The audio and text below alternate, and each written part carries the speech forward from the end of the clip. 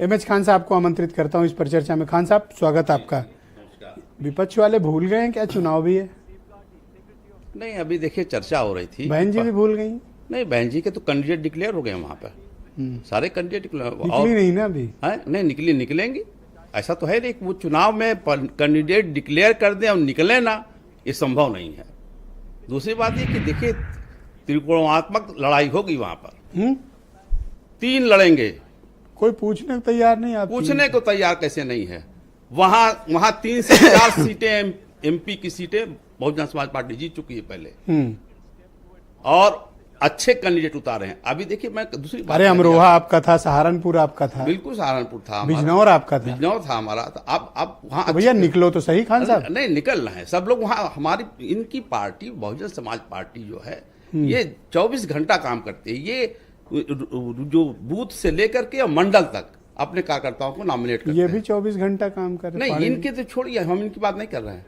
हम ये बात कह रहे हैं, दूसरी बाबात कह रहे थे अभी वो फखरुल हसन साहब कह रहे थे कि पैसा नहीं है।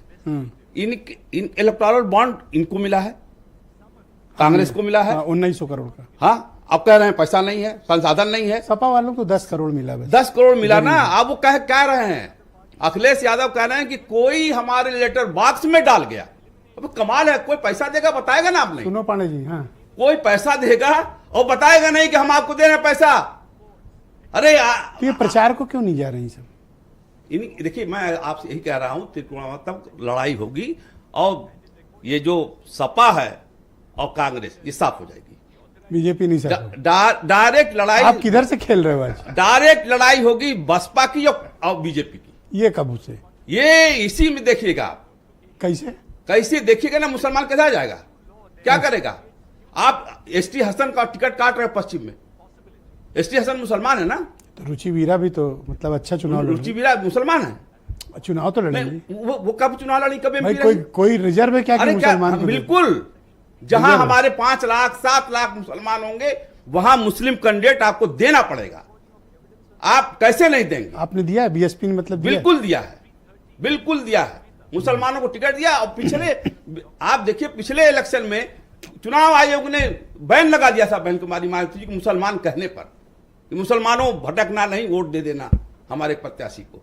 ये लोग क्या बात करेंगे? आप जो है जिस क्षेत्र में हमारे 5,09,000 में है मुसलमान, आपने अनु टंडन को टिकट दे दिया।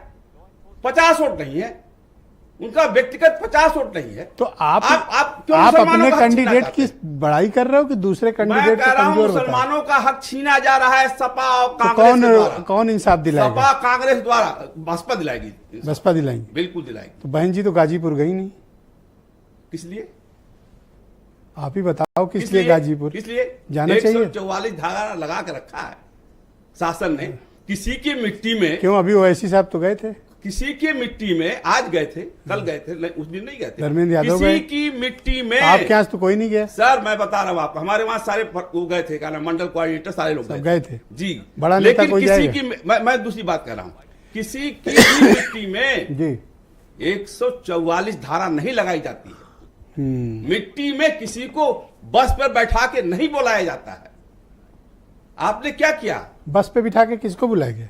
नहीं बुलाया जाता है। आपके वहां कोई डेथ हो जाती है, हर आदमी अपने आप आता है चल के। वहां आदमी जो आ रहे थे वहां लाठीचार्ज हो गया मुसलमानों का। तो बहन जी जाएंगी या कुछ अफसोस प्रकट करेंगी? उन्होंने ट्वीट कर दिया, पहले दिन ट्वीट किया। तो बस ट्विटर पे मुसलमानों ने कहा कि उनके परिवार के लोग आशंका जाहिर कर रहे हैं, उनको जहर दिया गया है, इस पर जांच होनी चाहिए।